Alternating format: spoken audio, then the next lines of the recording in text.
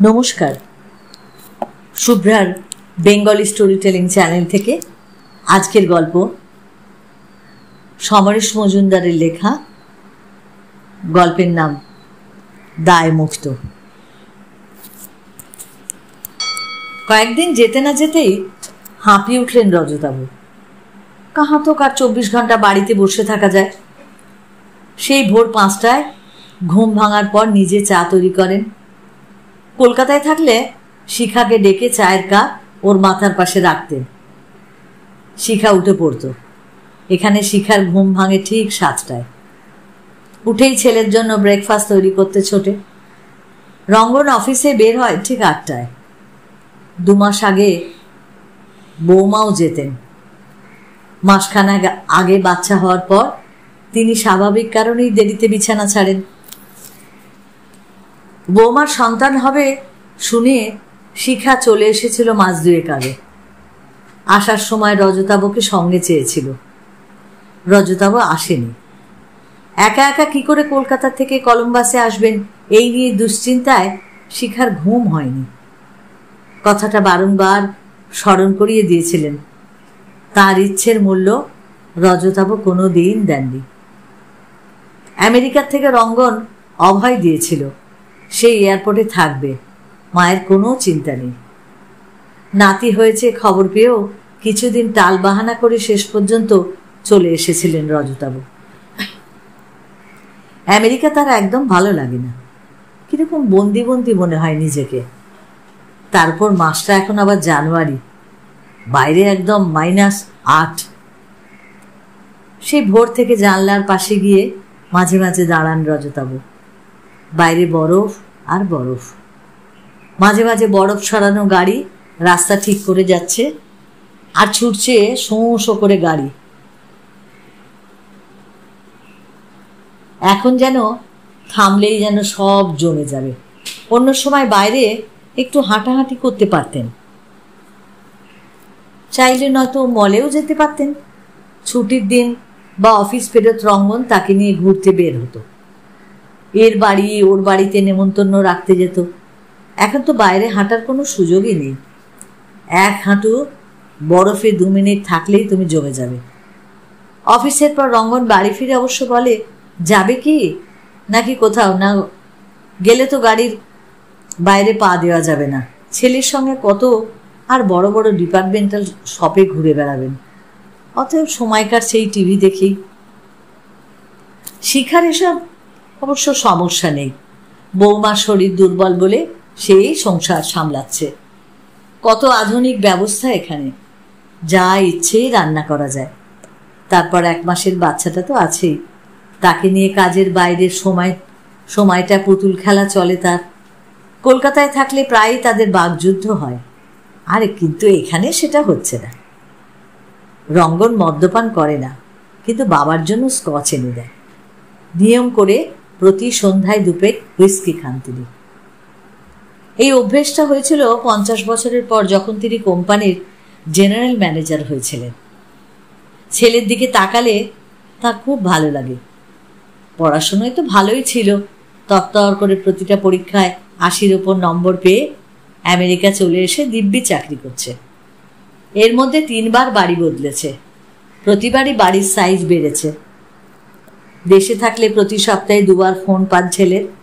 বৌমাটিও মন্দ নয়, কিন্তু তাই বলে কলকাতার বন্ধু বান্ধবদের সঙ্গ থেকে বঞ্চিত হয়ে এই বরফের মধ্যে গৃহবন্দী হয়ে থাকার কি কোনো মানে হয়? ছেলে বলল, তুমি লস অ্যাঞ্জেলেসে চলে যাও, ওখানে বরফ তো দূরের কথা, ঠান্ডাও বেশি পড়ে না। আমার বন্ধু সুব্রতকে বলেছি, ও খুব আগ্রহী। অনেক জায়গা ওর বাড়িতে, কয়েকদিন ঘুরে ফিরে তুমি বেরিয়ে এসো। না না, এ কি হয়, চিনি না জানি না। রজতাব আপত্তি জানায়, সুব্রতকে দেখলে একথা মনে হবে না, ও খুশি হবে তোমাকে পেলে। কিন্তু রজতাব রাজি হলেন না। শনিবার বিকেলে এ বাড়িটায় যেন উৎসব শুরু হয়। বৌমা এখন শরীরের কারণে পারছেন না, কিন্তু তার ভূমিকা শিখা নিচ্ছে। 2:30 নাগাদ মা ছেলে বেরিয়ে যাচ্ছে বরফ ঠেলে, ফিরে আসে 5টায়। রিমোট টিপে গ্যারাজের দরজা খুলে রঙ্গন গাড়ি ঢুকিয়ে দেয় ভেতরে। সেন্ট্রাল এয়ার কন্ডিশন বাড়ির উত্তাপ গ্যারেজেও থাকে। তারপর গাড়ির ডিকি থেকে প্যাকেটের পর প্যাকেট নামায় ওরা।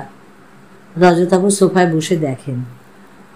প্যাকেট খুলে জিনিসগুলো বের করতে করতে শিখার মুখে আলো ফোটে। কি দারুণ বেগুন! তোদের এখানে কত টাটকা আর বড় সব সবজি রে! আমাদের ওখানে তো এইসব চোখেই দেখি না।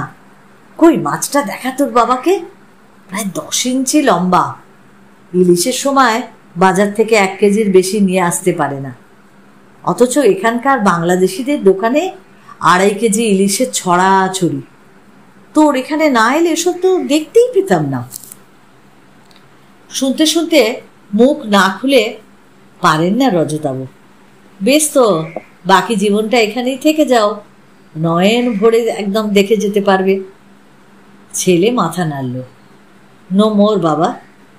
শিখা বলল, দেখলি সব সময় আমাকে না খোঁচালে ওর ভাত হজম হয় না। হ্যাঁ, খাওয়ার সুখ আছে এখানে। এত বড় লবস্টার কখনো চোখেই দেখেনি রজতাবু। গাড়ি বাড়ির আরামে আছে, কিন্তু জীবন জীবন কোথায়? সেই সকালে বেরিয়ে যায় ছেলেটা, ফেরে সেই সন্ধ্যের মুখে। আর বৌমাও তাই।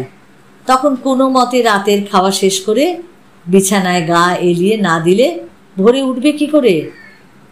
আরেকটা ব্যাপার ক্রমশ অসহ্য হয়ে উঠেছে রজতাবুর কাছে। আচ্ছা নেই, হইচই নেই, মাইনের চেক থেকে বাড়ি গাড়ির ইনস্টলমেন্ট দিয়ে যাও। তাই প্রত্যেক শুক্র বা শনিবারে এর বাড়ি ওর বাড়িতে কথা বলার জন্য জমায়েত।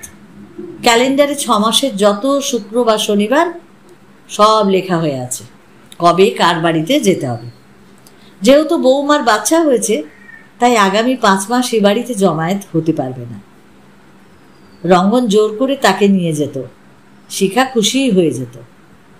রজতাবু লক্ষ্য করেছেন এই পার্টিগুলোর চেহারা।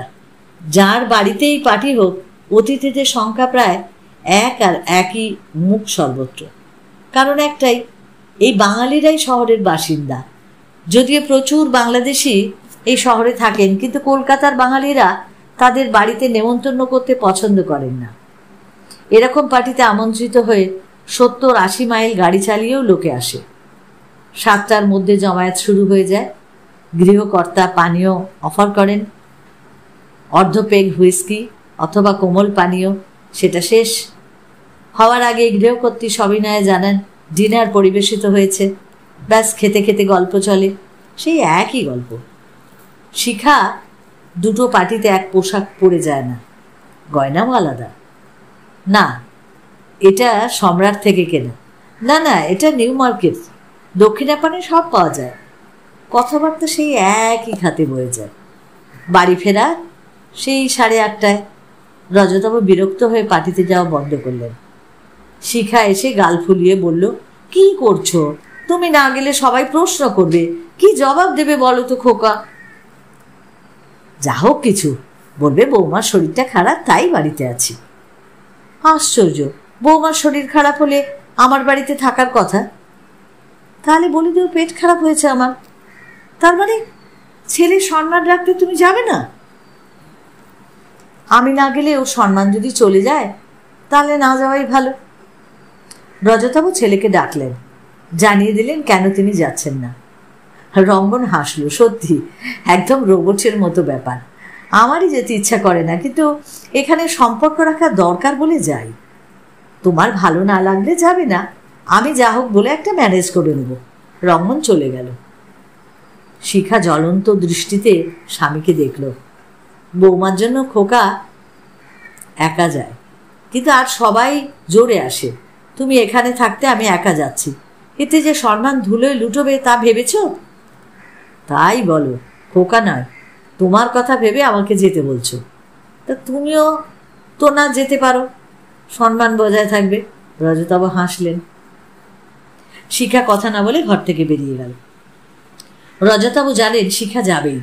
এখানকার তরুণী মহলে শিখার খুব খাতির হয়েছে। ওর কাছ থেকে সবাই বিভিন্ন রান্নার রেসিপি জেনে নেয়। পরদিন দুপুরে রোদ উঠল, বেশ কড়া রোদ। বরফও গলতে শুরু করলো। ভরসা পেলেন রজতাবু। আপাদ মস্তক গরম কাপড় মুড়ে তিনি বাড়ি থেকে বের হলেন। রাস্তায় মোড় অবধি গেছেন, মনে হলো সারা শরীরে কাঁপুনি হচ্ছে। হঠাৎ গাড়িটাকে দেখতে পেলেন, রঙ্গনের গাড়ি। চিৎকার করে বলছে, উঠে পড়ো জলদি। উঠতে গিয়ে দেখলেন পা এগোচ্ছে না। কথা বলতে গেলে শব্দ হারিয়ে গেল। রঙ্গন দ্রুত নেমে এসে তাকে টেনে তুলল গাড়িতে। গাড়ির ভেতরটা মেশিনে গরম রেখেছে। পেছনের সিটে শুইয়ে দিয়ে বাড়ি ফিরে গেল রঙ্গন। ধরাধরি করে তাকে শোয়ানো হলো বিছানায়। টেলিফোন পেয়ে ছুটে এলো রঙ্গনের বাঙালি ডাক্তার বন্ধু। ইঞ্জেকশন দিল সে। বলল ঘন্টা 3 মধ্যে বোঝা যাবে হাসপাতালে নিয়ে যেতে হবে কিনা। মেসোমশায়ের ইন্স্যুরেন্স করা আছে তো? শিখা জানে না। রঙ্গন দ্রুত রজতাবর পাসপোর্ট যে ব্যাগে থাকে সেটা খুঁটিয়ে দেখল। মাত্র $50,000 ইন্স্যুরেন্স করিয়ে এসেছেন রজতাবু কলকাতা থেকে আসার সময়। সম্ভবত প্রিমিয়ামের টাকাটা নষ্ট হয় বলে কম টাকায় করিয়েছিলেন। রঙ্গন জানে ওই $50,000 তেমন ক্ষেত্রে কিছুই কাজ দেবে না। ওকে হাসপাতালে নিয়ে যেতে বাধ্য হলে কী পরিণতি হবে ভাবতেই সে শিউরে উঠল। কপাল ভালো ছিল, ডাক্তার বন্ধু জানালো ইঞ্জেকশনে কাজ হয়েছে। এখন রজতাভ ঘুমোবে, কেউ যেন ওকে বিরক্ত না করে। পাক্কা 30 ঘন্টা ঘুমোবার পর চোখ খুললেন রজতাভ। শুনলেন তার কোল্ড স্ট্রোক হয়েছিল। ওই ঠান্ডায় যা পড়ে বের হওয়া উচিত সেটা তিনি পড়েননি। মাথা থেকে পা ঢাকলেই -5কে কবজা করা যায় না, তার জন্য চাই আলাদা পোশাক। হিটস্ট্রোকের কথা তিনি জানেন, কিন্তু কোল্ড স্ট্রোক আজ তিনি প্রথম জানলেন। একা পেয়ে শিখা জানালো তার মুখ নাকি বেনারসের হনুমানের মতো হয়ে গেছে। কপাল থেকে চিবুক পর্যন্ত চামড়া পুড়ে গেছিল, ওইটুকু খোলা ছিল তখন। 7 দিনের মাথায় সম্পূর্ণ সুস্থ হয়ে রজতাবু দেখলেন তার মুখ থেকে শুকনো চামড়া উঠছে। সাপের খোলস যেমন ওঠে ঠিক তেমনি মুখের চামড়া উঠে যাওয়ার পর তিনি রঙ্গনকে বললেন দেশে ফিরে যাবেন। শিখার যাওয়ার প্রশ্নই ওঠে না, সে নাতি আর বৌমাকে নিয়ে ব্যস্ত। রঙ্গন আপত্তি করেছিল প্রথমে, শেষে প্লেনের সিটটা বুক করে দিল। ওদের শহর থেকে লন্ডন, লন্ডন থেকে কলকাতা। শিখার একটুও ইচ্ছা ছিল না স্বামীকে ছাড়ার। যাওয়ার আগের রাত্রে শুয়ে শুয়ে বলল, তোমার কাছ থেকে আমি কিছুই পাইনি। রজতাবু বললেন, কি চেয়েছো যা তোমাকে দিইনি? জানি না, যাচ্ছ যাও, কিন্তু রোজ ফোন করতে হবে। কত বিল দিতে হবে খেয়াল আছে? তাহলে একদিন অন্তর একদিন। আচ্ছা, আরেকটা কথা, আমাদের বেডরুমে শোবে না। তাহলে কোথায় শোবো? অন্য কোনো ঘরে, খোকার ঘরে? বেশ, তাই হবে। রজতাবু আর তর্ক করতে চাইলেন না। রঙ্গন এলো তাকে এয়ারপোর্টে ছাড়তে। শেষ মুহূর্তে বলল, আমি জানি তোমার এখানে খুব অসুবিধা হয়, তবু তোমাকে দেখলে মনটা ভালো লাগে। রজতাবু ছেলের কাঁধে হাত রেখে বললেন, আমি মরে গেলে তুই তোর মাকে এখানে নিয়ে আসিস। কলকাতার বাড়ি বিক্রি করে দিবি। তুই তো কখনো কলকাতায় ফিরে যেতে পারবি না। অনেস্টলি বলছি বাবা, ফিরে যেতে চাইলেও যেতে পারবো না। এই বাড়িটাকে কিনেছি 25 বছরের ইনস্টলমেন্টে।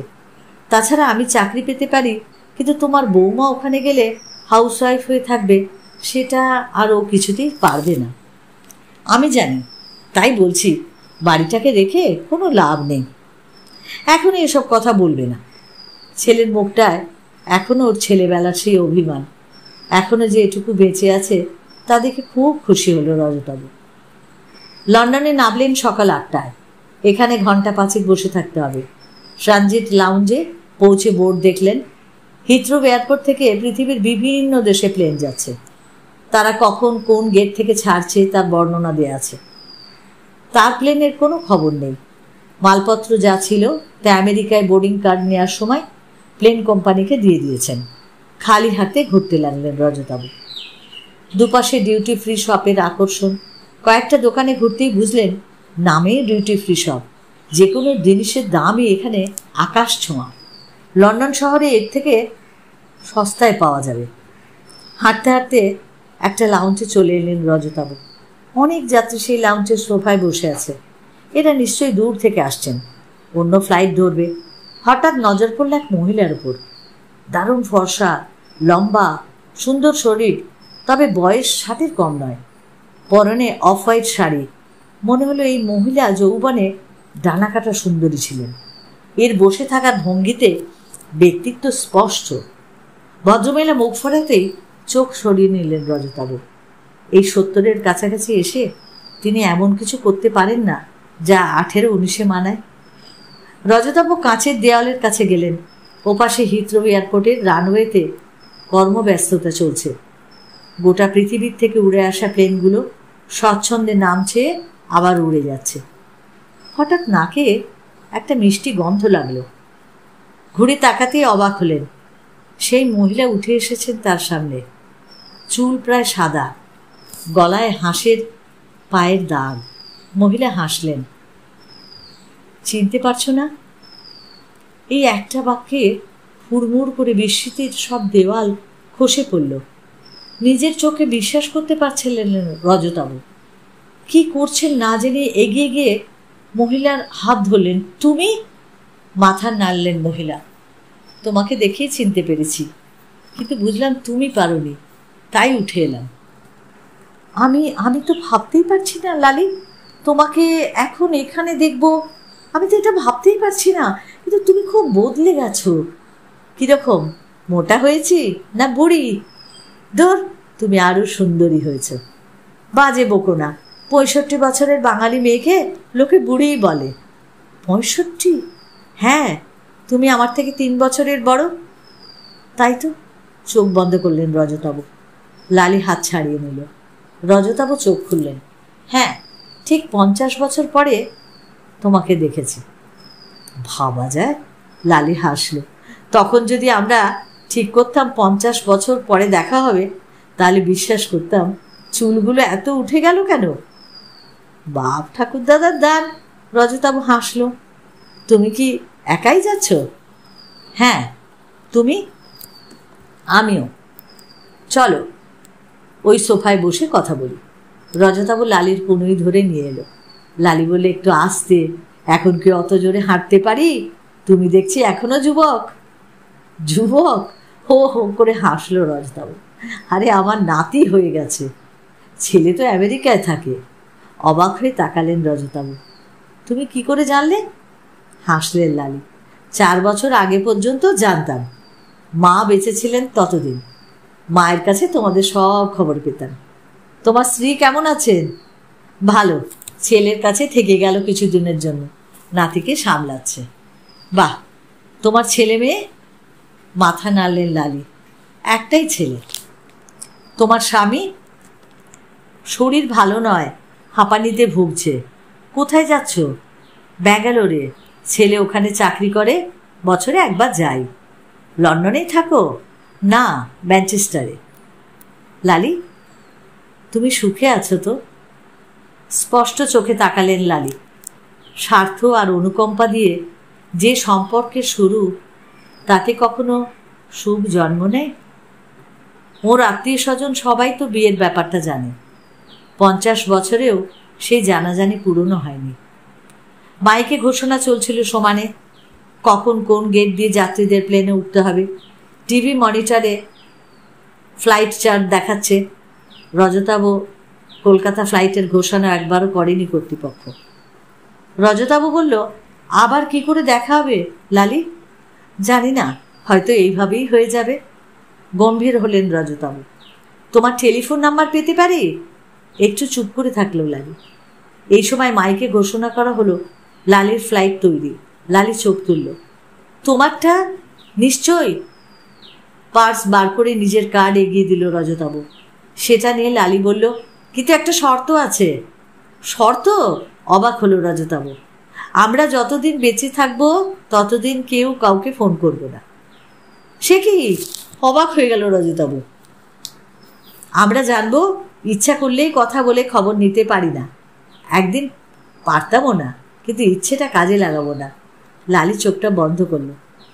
তাহলে নাম্বার নিয়ে কি হবে?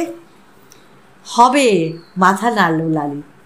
তুমি আর আমি এমন ব্যবস্থা করে যাব যাতে যেই আমাদের কেউ পৃথিবীর থেকে চলে যাবে, অমনি যে বেঁচে থাকবে সে যেন জানতে পারে। শুধু এইটুকু। বলো। রাজি আছো? একটা বড় শ্বাস বুক নিংড়ে বেরিয়ে এলো। রজতাভ মাথা নাড়ল। লালি তার ফোন নাম্বার লিখে দিল, কার্ড ব্যাগে ঢোকালো। এখন ঘন ঘন আবেদন জানানো হচ্ছে প্লেনে ওঠার জন্য। রজতাভ লালিকে ওর প্লেনে ওঠার গেট পর্যন্ত এগিয়ে দিতে পারল। বোর্ডিং কার্ড নিয়ে প্লেনের কর্মচারীরা লালিকে পরীক্ষা করে ভেতরে যেতে বলল। রজতাভ আশা করেছিলেন ভেতরে যাওয়ার আগে লালি মুখ ফিরিয়ে তার দিকে তাকাবে, কিন্তু তাকালো না। কয়েক মিনিটের মধ্যেই প্লেনটা উড়ে গেল আকাশে। হিথ্রো এয়ারপোর্টের ট্রানজিট লাউঞ্জ যাত্রীর ভিড়ে গম গম করছে, কিন্তু রজতাভর সব কিছু ফাঁকা বলে মনে হচ্ছিল।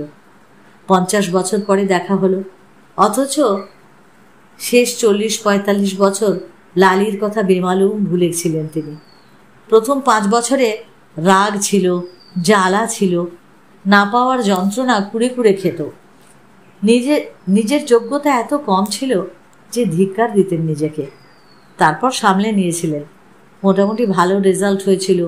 দ্বিতীয় চাকরিটা তাকে ধীরে ধীরে তুলে নিয়ে গেছে ওপর মহলে। বিয়ে করেছে, ছেলে হয়েছে, ভালোই ছিলেন এতকাল।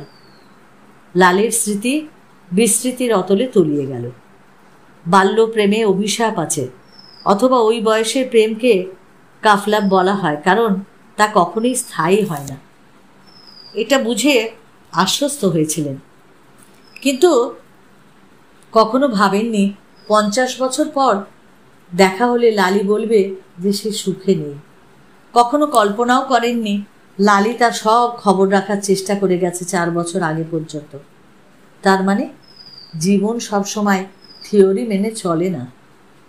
18 বছর বয়সে রজতাভ পাড়া কাঁপানো ছেলে, ভালো ফুটবল খেলে আশুতোষ কলেজে।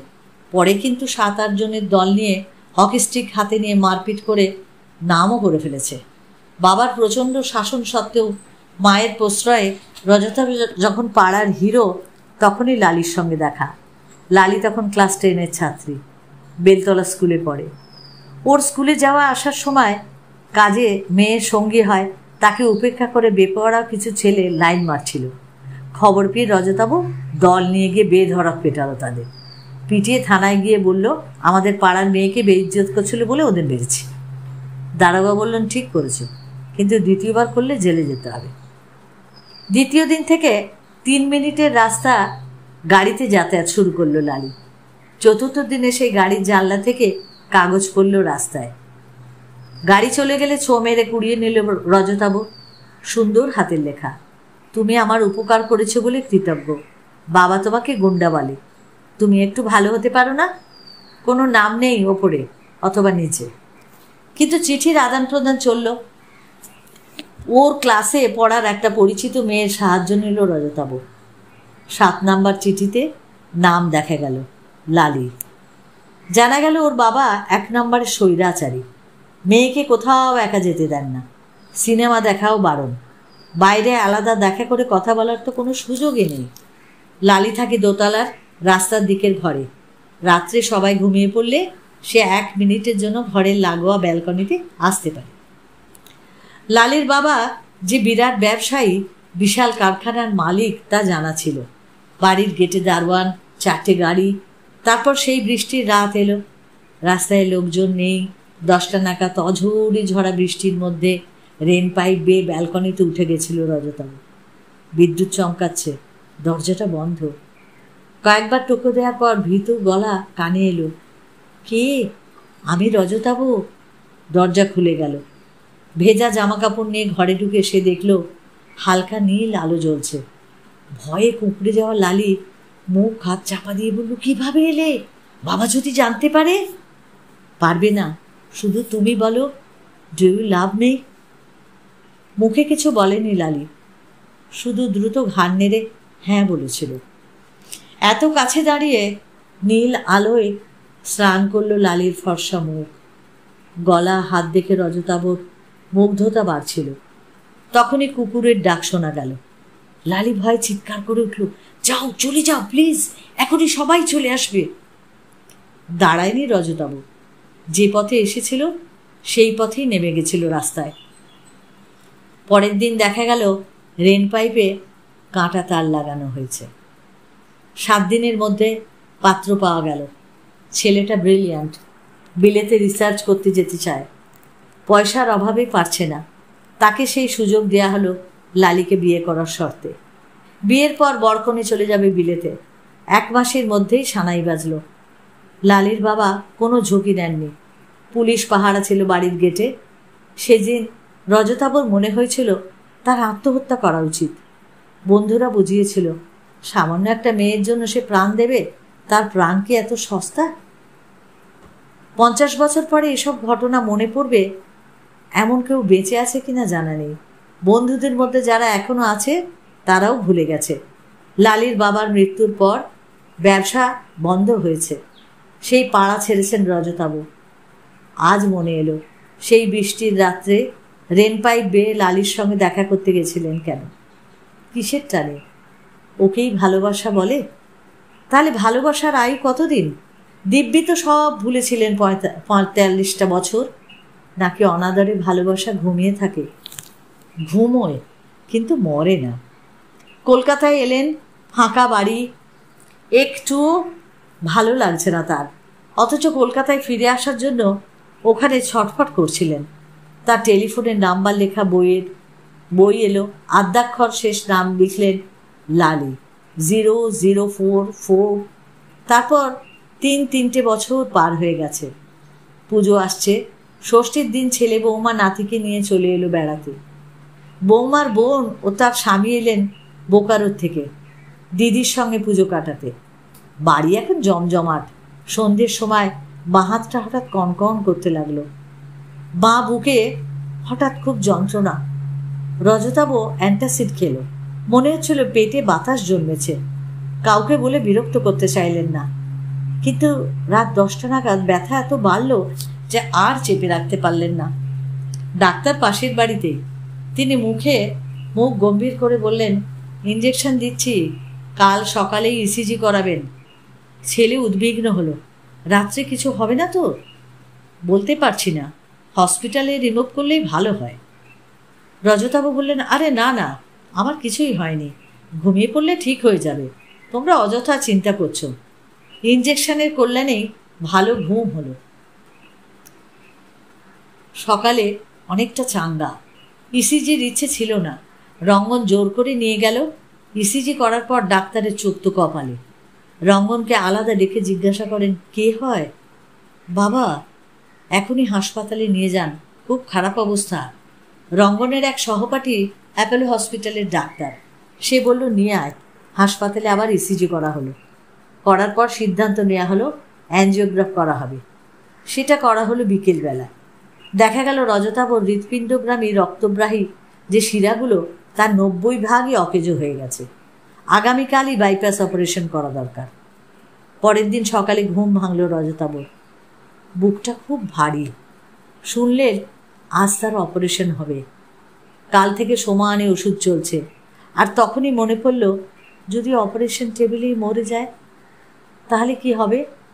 লালিকে তিনি জানাবেন কি করে? কথার তো খেলাফ হয়ে যাবে। সকাল 9:30 ওরা সবাই এলো। ছেলে বলল, কোনো ভয় নেই বাবা, আজকাল বাইপাস জল ভাত হয়ে গেছে, নার্ভাস হয়ে না। বৌমা বললে, ওখানে তো বাইপাস হওয়ার পরের দিনই পেশেন্টকে হাঁটায়। বৌমার বোনের স্বামী বলল, আমার বাবার হয়েছিল 5 বছর আগে, এখন তো একদম নর্মাল লাইফ, কোনো চিন্তা করবেন না। চুপচাপ শুনলেন রজতাবু। তারপর বললেন, ভালো হলেই ভালো, যদি তা না হয় তাহলে মাকে তোমার কাছে নিয়ে যেও, বাড়ি বিক্রি করে দিও। শিখা কেঁদে উঠল। রঙ্গন চাপা গলায় বলল, মা। রঙ্গন মৃদুস্বরে ডাকলেন, রজতাবু। বলো, একটা অনুরোধ রাখবে? নিশ্চয়ই, বলো। আমার যদি কিছু হয়, বলে মুখ তুলতেই বৌমার সঙ্গে চোখাচোখি হলো। তারপর ওর বোনের সঙ্গে। তখনই মনে হলো, এরা কি ভাববে? বুড়ো বয়সে প্রেম করছি। প্রেমিকাকে জানাতে চাইছেন তিনি। ভাবতে কিরকম কুঁকড়ে গেলেন তিনি। তোমার কিছু হবে না বাবা, তবু বলো, আমি নিশ্চয়ই রাখবো। একটা ফোন। মনস্থির করতে পারছিলেন না তিনি। কাউকে ফোন করতে হবে? রঙ্গন জানতে চাইল। হঠাৎ শিখার যেন মনে পড়ে গেল খোকা। ওই ফোনটা। বৌমা বললেন, আহ মা, আপনাকে নিষেধ করা হয়েছিল না? রজতাবু তাকালেন শিখার দিকে। কি বলছো তুমি, বলো। হকচকিয়ে গেল শিখা। না মানে, আচ্ছা লালি বলে কাউকে চেনো? সঙ্গে সঙ্গে চোখ বন্ধ করলেন রজতাবু, কেঁপে উঠলেন। নার্স এলো এই সময়। আপনারা এবার যান, পেশেন্টকে তৈরি করতে হবে। সবাই নড়ল। রঙ্গন ঝুঁকে বলল, কি করতে বলেছিলে বাবা? মাথা নাড়লেন রজতাবু। না, তার আর দরকার নেই। এই গল্পটার থেকে এটাই বোঝা গেল যে মানুষ তার প্রথম প্রেম কখনো ভোলে না। এই মিষ্টি মধুর গল্পটা যদি তোমাদের সকলের ভালো লাগে তাহলে অবশ্যই লাইক করো, প্রিয়জনকে শেয়ার করো, আর যারা এখনো সাবস্ক্রাইব করনি সাবস্ক্রাইব করে প্লিজ একটু আমার পাশে থেকো। সকলে ভালো থেকো, অপেক্ষায় থেকো আমার পরবর্তী গল্পের জন্য।